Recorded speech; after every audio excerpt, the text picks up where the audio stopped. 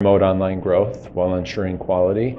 And it's really a look at a variety of administrative topics related to online education. So one of those is creating a structure at your university that is more centralized in nature. So there's one person that oversees online education. So there's a director of online education or a director of e-learning. That way you have one person who's kind of in charge, one person who can answer questions, one individual creating one policy and procedures manual. So you might not have then a variety of schools or colleges within your institution creating their own policy and procedures manual, creating their own professional development opportunities, figuring out how to try to fund faculty and staff to develop online courses, because that can get to be pretty confusing and there could be some inequalities there. So that was one thing that we talked about in that workshop. Another one is actually creating a policy and procedures manual. I would say 60 to 70% of universities don't have a policy and procedures manual specific to online education. So whether that policy and procedures manual have things related to evaluating instructors, promotion, tenure, enrollment caps or limits. I think it's important, again, and if this can be across the university, not so much by department or school or college, that helps with consistency as well. So that's another one.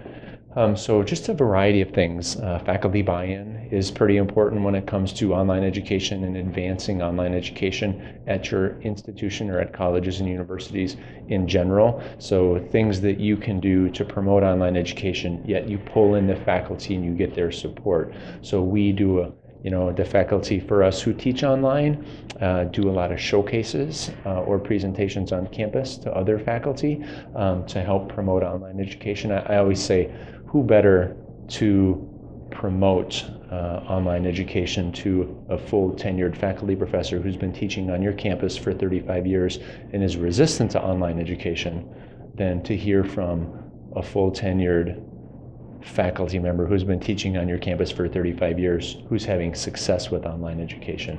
They won't listen to me probably, but they'll listen to one of their colleagues.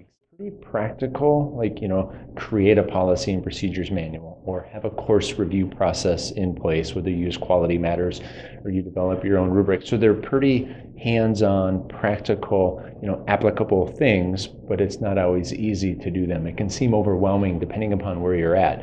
If you've been doing this for 10 years and you have these things in place, then you can tweak and revise them. But if you're just starting out and you're looking at this big to-do list or this task list to complete, it can be overwhelming. So that's where it's nice to have this advisory board to maybe set up priorities.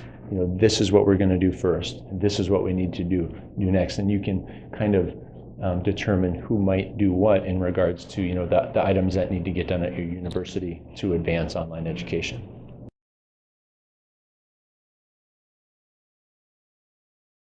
That's a really, a good question, and one thing that we do on our campus, which is one of the strategies that we talked about in our presentation, is we have an online education advisory board. So that could be folks from my unit, online education, or instructional designers. It could be administrators from different offices across the campus, whether that's student support services, whether that's the provost office, individuals from continuing education and extension, could be individuals from various units like records and registration or business services. So I've found that a lot of schools, many schools, don't have an online education committee or an online advisory group. So that's one way to get these various folks in these different offices and units together, kind of on the same team, working at the same goal and meeting once a week or once a month, whatever that might be.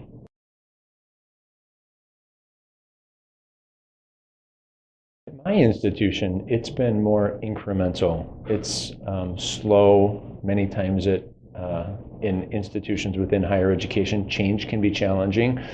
So getting that faculty buy-in is important. Sometimes creating policies on campuses and universities can be hard, and it can take a fair amount of time. So we have found that one small success builds on another success, and it builds on another success. So I think we have seen much incremental change, and it's kind of from the ground up. It's from student interest and faculty interest. It's not from a chancellor or a provost or a chief financial officer saying, you need to do this. by next week, or within 6 months we need to have 5 online degree programs in place. So at least at my institution, and I think this is probably the better way to go about the change, is have that come from the ground up, from faculty if possible, and then small incremental changes. I think that really helps with the quality piece as well.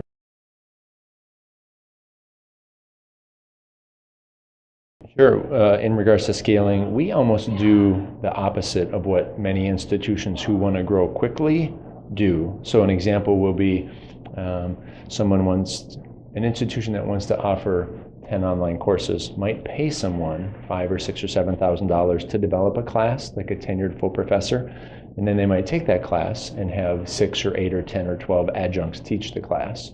We don't do that at my institution. We fund faculty to develop courses, and they have hopefully a good experience, then they develop another class. But we don't do that model where we develop one class and then we take that course and give it to adjuncts to teach. We've never done that. But if you want to grow and you want to expand quickly, that's one model to use. I think, again, 99% of the classes that we offer at my institution, we offer through our normal, traditional, on-campus, tenure-track faculty and instructional academic staff.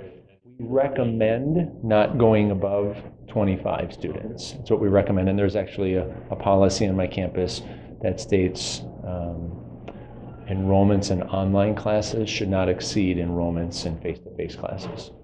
Honestly, what I do on a day-to-day basis, I just try to provide support and resources to faculty to be successful, whether they want to teach an online course or to develop an online program. So we don't have set goals or a real defined strategic plan. In 10 years we want 15 online degree programs, or in 3 more years we want to offer an extra 100 classes like that.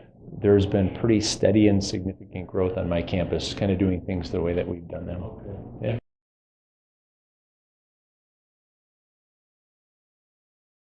Yeah, I always, when someone new, a new instructor or faculty member wants to teach online, you hear many things like, I really don't want to because I'll lose that connection with students, or I don't know how to get started. And I've found, I've been in higher ed for maybe 20 years, teaching for 20 years, teaching online for 10. I've found that good instructors are good instructors. They develop and deliver good content. They interact with their students. They're there to answer questions. They let their students know that they care about their learning. They provide timely and meaningful feedback. They engage their students, whether face-to-face or online. So I think there are more similarities than differences when you talk about teaching online and face-to-face. And sometimes it's just sharing that and getting that buy-in from faculty to kind of make that happen. So we review our online courses with a rubric that we created on our own. I don't know, some institutions use Quality Matters, or there are others out there as well. But I always try and treat online and face-to-face the same. We use the same teaching evaluation for online courses or face-to-face courses. Whether you teach online or face-to-face, you get paid the same. It's the same amount on your workload. It counts the same for promotion and for tenure. So if possible, I always try to encourage folks to do that, to treat face-to-face and online equally.